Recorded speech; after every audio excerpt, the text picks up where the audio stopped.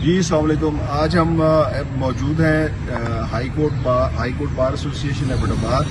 High court Abbottabad bench جو پشاور کا bench ہے وہاں پر موجود ہیں میم سماویہ طاہر جو ہماری فارم 45 کی MNA ہے from Rawalpindi and she is present with us. ان کے اوپر ایک لیٹسٹ ایک اور FIR ہوئی ہے تھانہ صدر بیرونی راولپنڈی میں.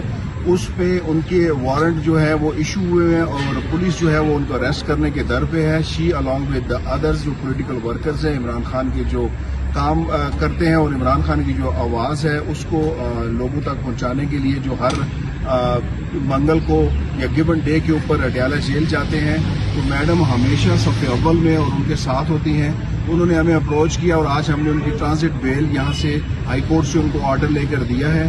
انشاءاللہ ان کو 15 دن کا ٹائم مل گیا ہوا ہے تو 15 دن کے بعد وہ ریلیونٹ کورٹ میں جائیں گے. ان دا مین وائل ان کو آنریبل کورٹ نے آرڈر کیا ہے کہ کوئی بھی اتھارٹی ان کو اریسٹ نہیں کرے گی and she can continue with the political activities of her.